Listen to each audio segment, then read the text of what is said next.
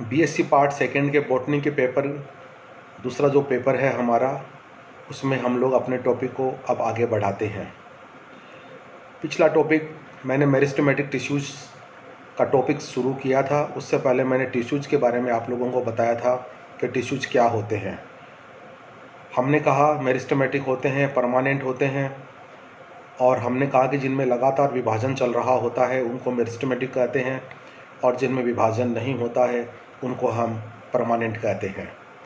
तो पहला जो सिलेबस में हमारा टॉपिक था उसके अकॉर्डिंग हमें अपने मेरिस्टेमेटिक वाले टॉपिक को आगे बढ़ाना पड़ेगा। और पिछले टॉपिक में हम लोगों ने ये देखा था कि मेरिस्टेमेटिक टिश्यूज़ के क्या क्या करैक्टर्स होते हैं। मुख्य रूप से जो बात थी हमारे सामने आई थी वो ये थी कि उनमें विभाजन करने की क्षमता होती है। बाकी जो पॉइंट्स थे वो आप लोगों को ध्यान में रखने होते हैं। मेनली अंतरकोशिकीय स्थान या इंटरसेलुलर स्पेसेस एब्सेंट होते हैं, रिजर्व फूड मटेरियल नहीं होता है, ये सारी बातें हैं वो सारी ध्यान में रखनी है। लेकिन मुख्य रूप से जो बात है वो ये है कि उनके अंदर विभाजन करने की कैपेसिटी है वो पाई जाती है। पिछले टॉपिक में ये स्लाइड भी मैंने आपको दिखाई थी कि मुख्य कैरेक्टर्स के बाद में हम लोगों ने उनके क्लासिफिकेशन के बारे में देखा था, और क्लासिफिकेशन के आधार पे हम मेरिस्टेमेटिक टिश्यूज़ को 4 भागों में डिवाइड कर सकते हैं। ओरिजिन के आधार पे कि उनकी उत्पत्ति कैसे हुई है, पोजीशन कहाँ कहाँ पाए जा रहे हैं, डिवीज़न किस आधार पे हो रहा है, और विभाजन करने के बाद में उनके कार्य क्या है, बेसिस है फंक्शन के आधार पे। इस तरह से हमारा जो वर्गीकरण या क्लासिफिकेशन का जो आधार है उसको हमने 4 भागों में डिवाइड किया है, और 1 बाय 1 पढ़ने का हम प्रयास करेंगे। सबसे पहला पॉइंट जो हमारा आता है उसको हम कहते हैं on the basis of origin. उत्पत्ति के आधार पे जैसा कि आप लोग देख रहे हैं ये 2 प्रकार का होता है। नंबर 1 प्राइमरी मेरिस्टेमेटिक टिश्यूज, और दूसरा है सेकेंडरी मेरिस्टेमेटिक टिश्यूज। कहने का मतलब ये हुआ कि शुरुआत से ही, जैसे मैंने कल कहा, पिछले वाले टॉपिक में कहा था कि एम्ब्रियो जिसको कि हम जाइगोट कहते हैं, वहाँ से डिवीज़न है वो प्रारंभ हो जाता है, वो प्राइमरी की कैटेगरी में आएगा। और जब बाद में जाके जैसे परमानेंट टिश्यूज है जिनको हम स्थायी तक कर रहे हैं, ज़रूरत पड़ने पर जब उनके अंदर विभाजन शुरू होता है तो उनको हम सेकेंडरी मेरिस्टेमेटिक के नाम पे जा देंगे।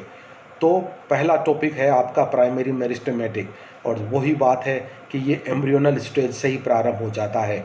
जो जाइगोट होता है उसको हम फर्टिलाइज्ड एग से ये इसका निर्माण होता है, और कोशिकाएँ वो विभाजित होती है, और पौधे के जो प्राथमिक भाग होते हैं, प्राइमरी स्ट्रक्चर जो होती है उसका निर्माण करता है। और सबसे पहले ये प्रोमेरिस्टेम है वो उसे कहते हैं, और ये सेल्स तना, जड़ व पत्ती के सबसे आगे वाले जो भाग होते हैं वहाँ पर ये पाई जाती है, और ये मुख्य रूप से प्लांट की हाइट बढ़ाने में उसकी हेल्प करती है। कहने का मतलब ये हुआ कि प्लांट के शुरुआत से ही, एम्ब्रियोनल स्टेज से ही जो विभाजन करने की प्रक्रिया होती है उसको हम मुख्य रूप से इस कैटेगरी में शामिल करते हैं और प्राइमरी मेरिस्टेमेटिक के नाम से जानते हैं। और सेकेंडरी ये मुख्य रूप से परमानेंट टिश्यूज से विकसित होते हैं, क्योंकि मेरिस्टेमेटिक टिश्यूज जो सेल्स बनाता है वो धीरे धीरे परमानेंट में कन्वर्ट होते चले जाते हैं, और ज़रूरत पड़ने पर इनके अंदर भी, जैसे मैंने कहा था, विभाजन करने की कैपेसिटी है वो उत्पन्न हो सकती है। बाद की अवस्था में या लेटर स्टेज में इनको हम सेकेंडरी मेरिस्टेमेटिक के नाम से जानते हैं, और इनके मुख्य एग्जाम्पल है जैसे इंटरफेसिकुलर कैम्बियम जो प्लांट की तने की मोटाई बढ़ाने में उसकी हेल्प करती है, और कोर कैम्बियम जो बाहर की तरफ पेरिड्रम का निर्माण करती है। इनके बारे में विस्तृत रूप से हम आगे चलकर जब ये टॉपिक्स हमारे सामने आएंगे उस वक्त हम इनके बारे में अध्ययन करेंगे। तो ओरिजिन के आधार पे हमने इसको 2 भागों में डिवाइड किया है, primary meristem and secondary meristem, ये दोनों आपके सामने है। पोजीशन के आधार पे हमने इसको 3 भागों में डिवाइड किया है, apical meristem, intercalary meristem, lateral meristem. जैसा कि नाम से आप क्लियर कर रहे हैं, जो सबसे ऊपर शीर्ष के ऊपर होता है उसको हम एपिकल कहते हैं।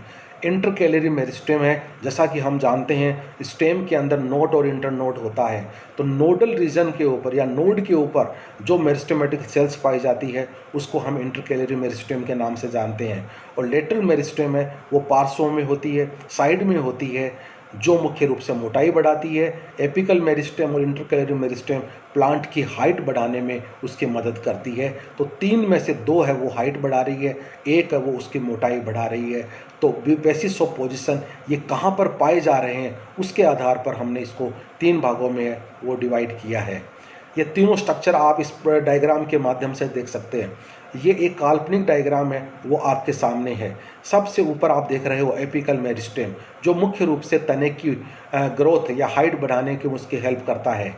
नोडल रीजन पे आप देख रहे हो इंटरकैलरी मेरिस्टेम, ये भी उसकी हाइट बढ़ाने में उसकी मदद करता है। और साइड के अंदर आप देख रहे हो लेटरल मेरिस्टेम, ये तने की मोटाई बढ़ाने में उसकी हेल्प करता है। तो एक काल्पनिक डायग्राम के माध्यम से आप तने में होने वाले पोजीशन के आधार पे तीनों सेल्स, तीनों मेरिस्टेमेटिक सेल्स को आप देख सकते हो कि ये कहाँ कहाँ पाई जाती है।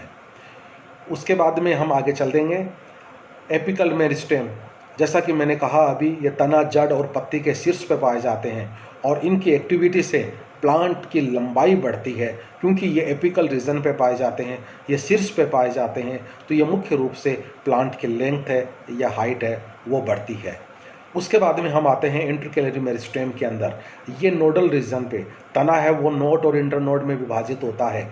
जो नोड रीजन होता है वहाँ पर ये पाई जाती है और ये भी थोड़ी बहुत प्लांट की लंबाई बढ़ाने में एपिकल मेरिस्टेम की हेल्प करता है, मदद करता है। तो इसको हम कहते हैं इंटरकैलरी मेरिस्टेम। और तीसरा है हमारा लेटरल मेरिस्टेम। ये पार्श्व दिशा में लेटरल साइड्स में पाए जाते हैं और इनकी एक्टिविटी से पौधे की जो चौड़ाई है यानी स्टेम की जो मोटाई है वो बढ़ती है। और इसके जो एग्जाम्पल है वो कोर कैम्बियम है और इंटरफेसिकुलर कैम्बियम है। इन दोनों की एक्टिविटी के बारे में विस्तृत रूप से हम इनके अंदर जो आगे वाले जो टॉपिक्स आएंगे उनमें हम इनके बारे में अध्ययन करेंगे। उसके बाद में हम चलते हैं, जो हमारा क्राइटेरिया है 3 नंबर वाला आ गया है, बेसिस ऑफ डिवीज़न। डिवीज़न है वो किस प्रकार से हो रहा है। डिवीज़न के आधार पे हमने इसको 3 भागों में डिवाइड किया है। Number 1 mass meristem, number 2 plate meristem, number 3 rib meristem.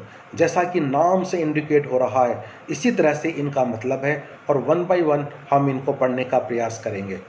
पहला जो टॉपिक था मास मेरिस्टेम, एक सेल आपके पास में जो गोलाकार सेल बनी हुई है ये चारों दिशाओं में, हर दिशा में डिवीज़न कर सकती है और डिवीज़न करने के पश्चात एक कोशिकाओं का समूह आपके सामने आ जाता है। प्लेट मेरिस्टेम है वो केवल एक दिशा में करती है और एक प्लेट के समान संरचना हो जाती है।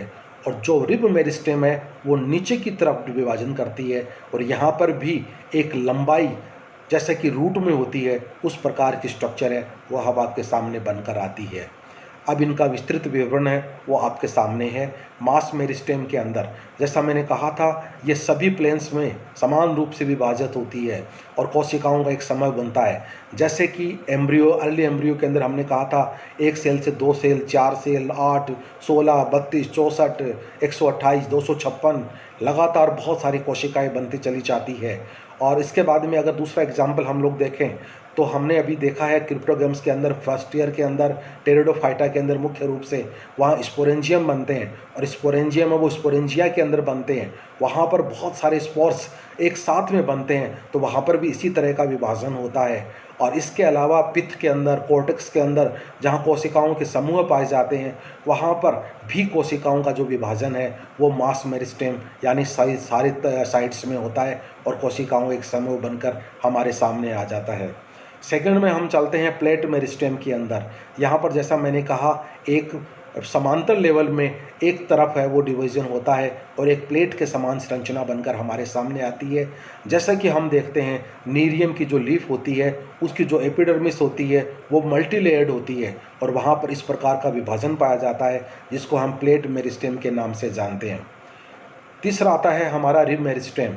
यहाँ पर एक ही दिशा में होती है लेकिन ये नीचे की लंबाई में नीचे की तरफ होती है और एक लंबी लाइन से बन जाती है। जैसे कि डेवलपमेंट ऑफ यंग रूट, एक पौधा है वो ऊपर से छोटा सा दिखता है लेकिन नीचे की तरफ उसकी जो रूट होती है वो काफ़ी लंबी दिखाई देती है। वहाँ पर विभाजन है वो रिब मेरिस्टेम की तरह होता है। इसके अलावा जब हम किसी स्टेम का सेक्शन कटिंग करते हैं तो वहाँ पर मेडुलरी रेज पाई जाती है, वहाँ भी मेडुलरी रेज का जो भी डेवलपमेंट है वो भी रिब मेरिस्टेम की तरफ होता है। एक तरफ होता है, बहुत छोटी छोटी कोशिकाएँ हैं वो बनती चली जाती है।